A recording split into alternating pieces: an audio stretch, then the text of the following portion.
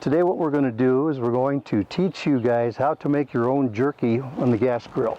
Now, I used to be in the meat business a long time ago. Started out running a smokehouse for a meat market here in Rapid City in 1973.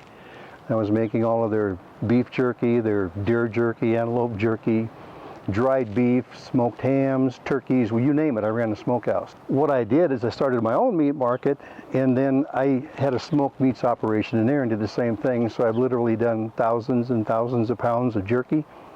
So when I sold my meat market, I had to find something that I could be able to emulate the same thing, get the same flavor, instead of sticking it into the oven and getting it dehydrated or using liquid smoke or something like that.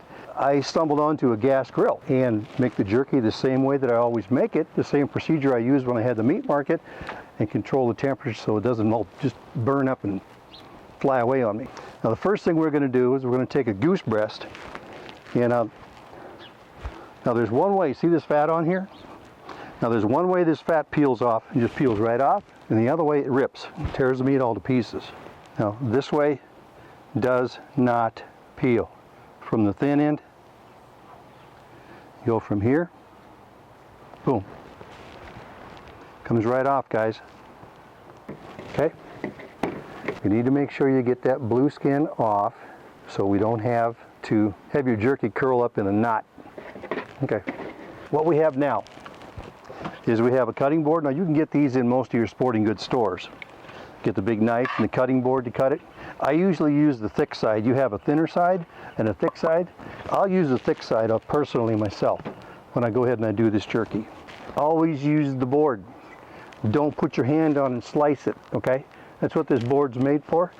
You set it on top, you lay the knife on here, and then you bring your knife through the meat, and you've got two slices that are the right thickness. I do not make my own jerky seasoning, so I buy this. What I'll do is I won't put a lot in here. You can either make it with a water solution and soak it, or else you can use it dry. Now I've always used dry, and that's the way I've been trained. You have to be careful though with this wild meat like this. You can't let this sit in here for over a day, or else you can't eat it. It's so spicy. You just flip it in here, flip it over, put it in the pan. This is going to cook fast because it actually is pretty thin. We're really going to have to watch the smokehouse or the grill. We'll probably be lucky if we keep it over 190 degrees on this.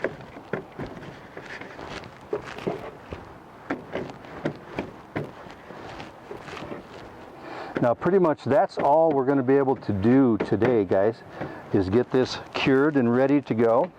We'll leave it sit in the refrigerator until tomorrow morning sometime. It's fairly thin, so I bet I'm not going to do this 24 hours. If it was thicker, I'd probably do 24 hours. I'll give it 18 to 20 hours, something like that, 18 hours.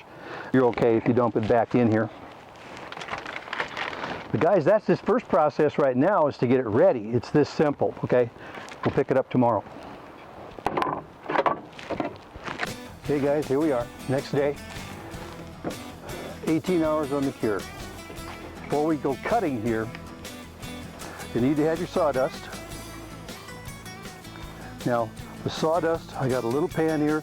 You don't want to have a big pan underneath your grates. The main reason you don't want to have a big pan underneath your grates is that the bigger the pan, the less the heat gets up into the center and cooks the center of your meat.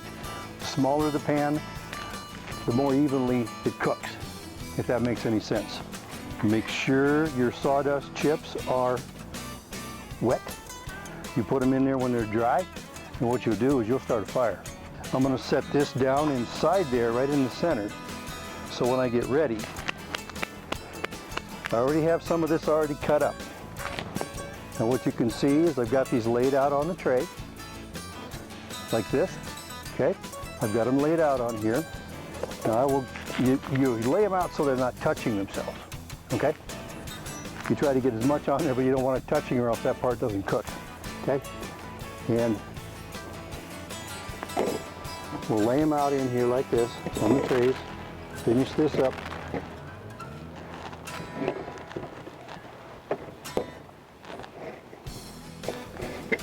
Now since this is so thin, it's not going to take very long to cook this. Yeah, like that one. You don't want to cut it in too narrow of pieces or else it'll cook up so fast. And the rest of it, what I like to do is I like to eat this when I'm out fishing. I got a buddy of mine, got a boat that it's my job is to bring the jerky when we go out. Now I probably am not going to get all of this on here, but that's okay. It is only goose. This is the way I've got it figured. I'll just put some more on. This one's pretty full. Now that we have our trays nice and full and nice evenly spaced, we're going to go ahead. Oop, I got to close this one grate on my grill. Yep. Now that I put the sawdust down in there. Now my grill is big enough that I should be able to fit both of these trays. We're going to go ahead and start her up. We're going to get it to 200 degrees. You want your meat to end up with an internal temperature of right at around 160 degrees. Now, I've been doing it long enough to know it's really hard on something this thin to get a meat thermometer in it. But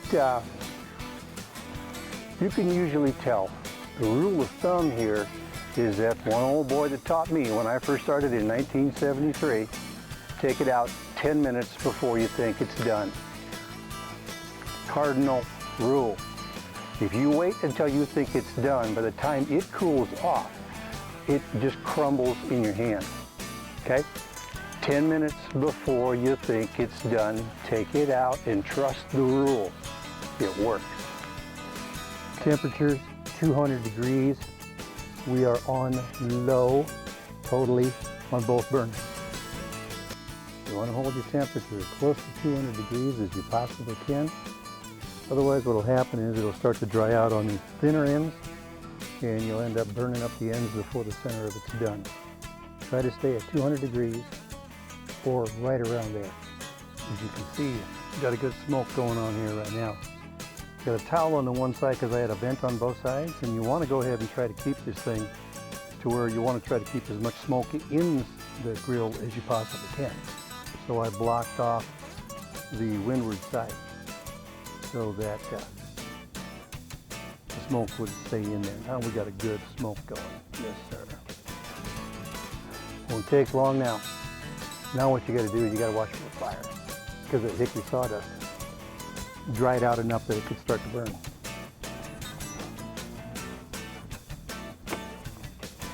We're going to call it good for a little bit, okay? We'll come back and enjoy eating it right in front of you. We have jerky that is done. Tray's a little hot. Here you go, boys. We're done.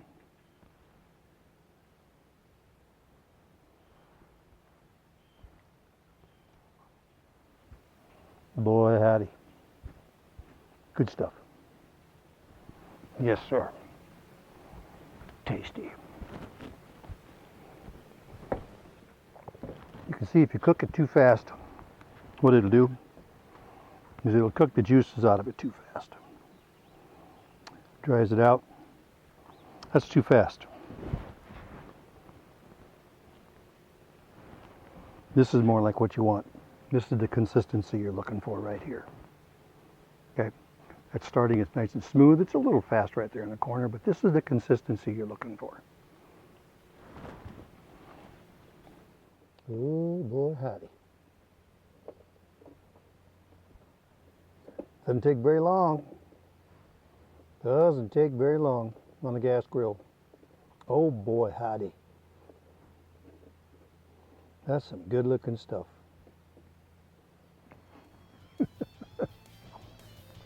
What can I say? I like it. Here, pup, you want one? Another one?